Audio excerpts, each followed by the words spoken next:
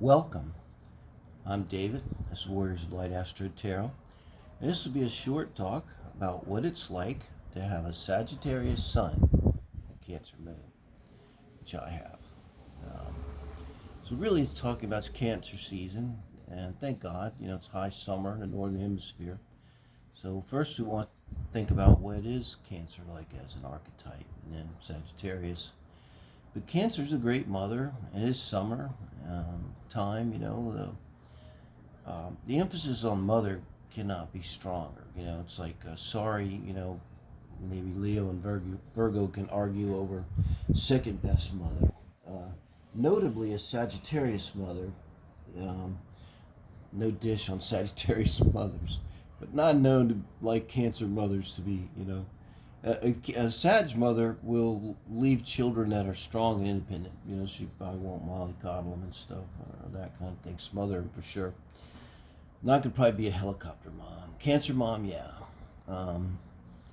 But Cancer, it's cardinal water, so you have to always consider that.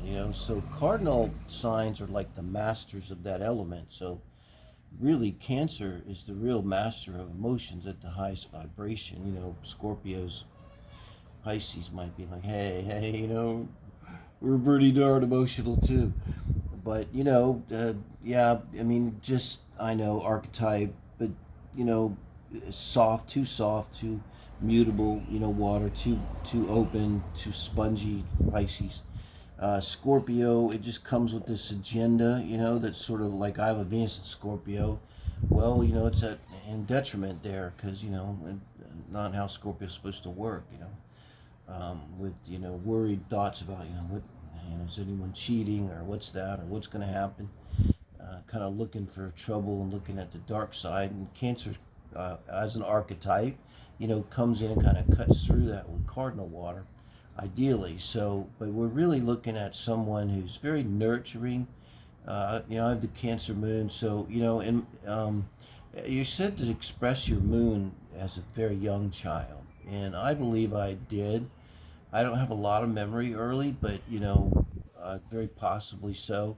But by the time I was post Saturn square, which is like 7, the age of reason, I would think I was banging some Sagittarius energy, and I'll kind of talk about my relationship in a minute. But just to highlight the difference with Cancer, and it's quite dramatic. I mean, they're in conjunct. They're 150-degree angle quincunx. It was described when I was first learning astrology. This is an angle two people can't dance, because astrology is all about just the relationship of the planets. All their minds show you kind of what their relationship. If you can go into a room and read a room, and you go, "There's Becky, there's Bill. They've been fighting. Oh, these guys," and then she's got that power trip thing going, and she's all like a people pleaser over there, and not judgmental, but you just bang, well, that's kind of Cancer. And not only that, Cancer read the room like temperature too. Like they'll know, like, hey, well, no, they no sense of going over there. They need to be angry right now.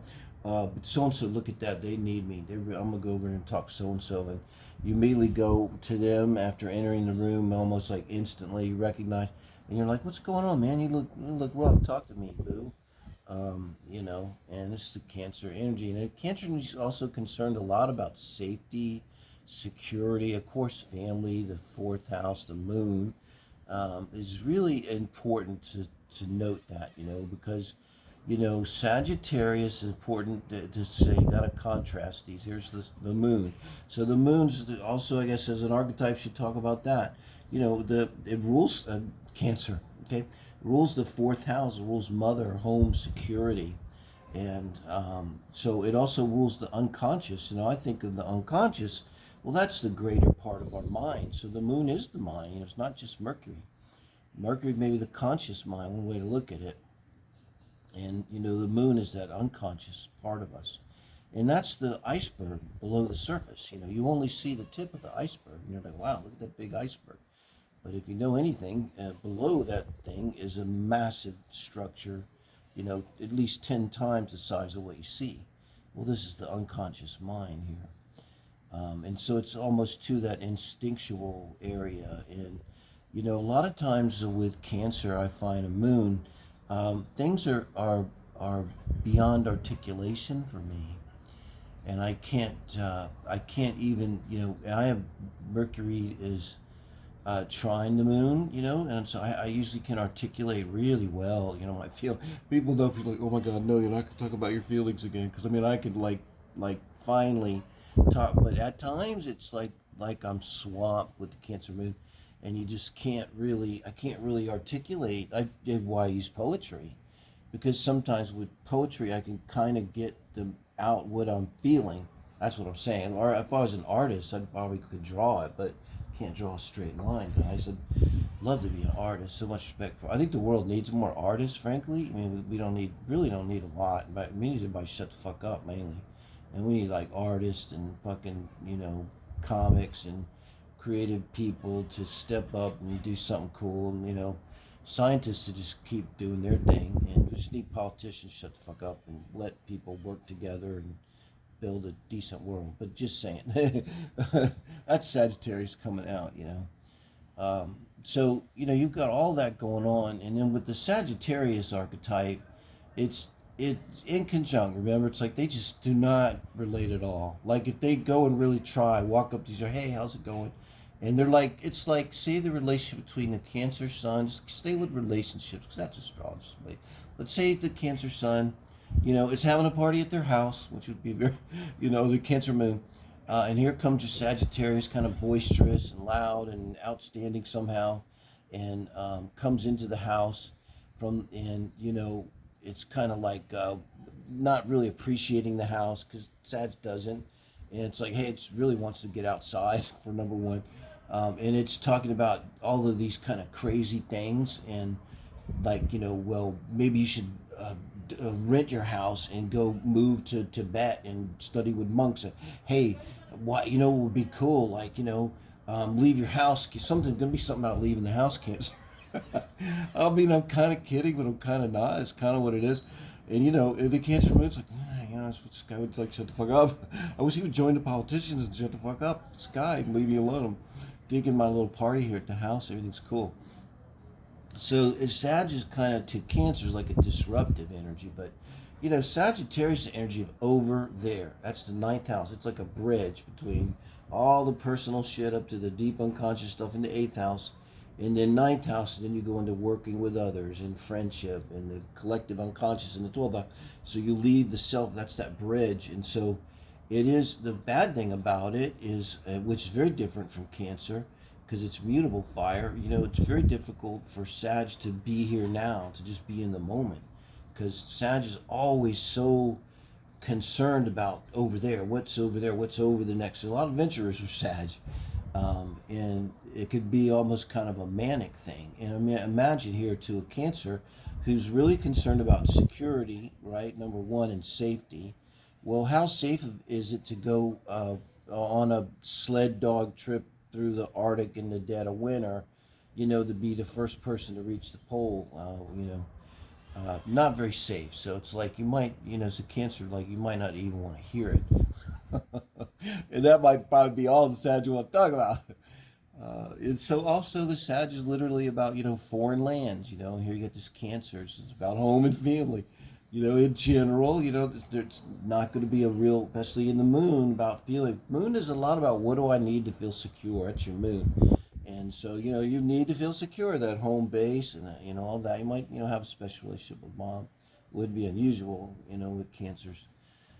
Really, you become a mom. Even if you're a guy, if you've got a Cancer moon, you're a mom. I've always been a mom. I remember when I was like a teenager going ski mountaineering, button the other guy's coat up. He's a grown ass guy basically, and he's like you're treating me like a child. I said, can you button your coat? He said, no, my fingers are frozen. And I said, then shut the fuck up, let me button your coat. And like literally to my guy friends as a teenager saying, hey man, you need to take a jacket to a concert, it's going to get cold. And they'd be like, what are you, my mother? And this of course years before I knew about astrology.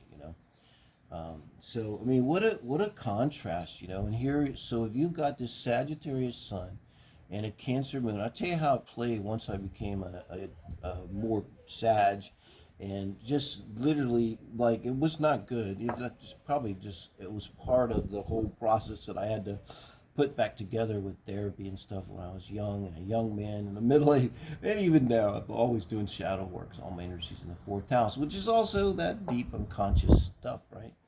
So it's like the Cancer moon becomes like a little brother who's like you gotta watch him, and it's like an obligation, but he's just a little bitch, and you're just like, dude, and you want to go have some fun, and hang out with your friends and go on your sled dog trip to Alaskan North Pole or whatever it is you're doing. God, I remember as a kid this shit I used to do, man.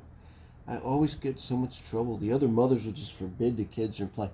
I'd be like, I got this map out of my mom's car, and I think we can make it to Washington, D.C. and see the monuments and be back in time for dinner on our bicycles. And we did. It wasn't even hard. But of course, one of the kids had to tell the mom. I instructed him, man, do not tell your parents that we're doing this, man. They're not going to dig it. Yeah, it really was kind of like hating my little brother. That moon became this little brother, and I just kind of. So what did that? In reality, it was like, man, I don't really feel very good about this. I'm kind of insecure. Hey, shut the fuck up. Shut the fuck up, Moon. Seriously, I don't need you to talk right now. Just cool it. We're gonna go do this thing. And it was, I did all kind of crazy shit, man, when I was young. I don't regret any of it. Well, it wasn't a lot of it crime, other than, I had LSD and hash and pot and stuff. It was pretty common back then. But to a Cancer moon, I mean, I can imagine all of it was just kind of like, internally, it's just, I was ignoring this sensitive part of myself. I really was, like, just stomping on it. And, till I got into therapy, luckily, when I was only 17, and, having a therapist sort of explain, things to me, like, it's not good to ignore your emotions and stuff them constantly. I'm like, really, let's try this. So the Cancer moon got some attention, but that's kind of the tension of it when you got this. It needs to be. It's really difficult. Astrologers will tell you with the N conjunct, the conjuncts 150. When you have it, I have the sun to moon. Like say 2 degrees. It's very hard to resolve that. So if nothing else, you have to just think about it, and thinking about it can be just as simple as saying, like, I need to chill out and relax right now. I need some me time, like that. Like that Cancer. I need to take a bubble bath, or, go to the beach and chill, or whatever it is that I do to chill, relax, and not drive on. Because a lot of the Sag energy with the sun, especially, it's like drive on, burn, let's go, let's go, let's go, let's go.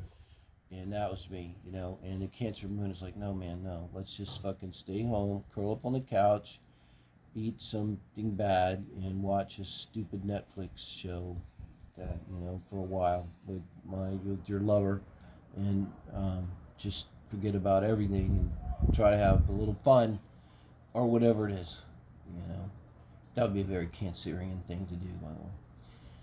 So anyway, I don't know, anybody else out there, tell me what your experience is like having a Cancer moon and a Sag sun. I appreciate it, guys. Love you.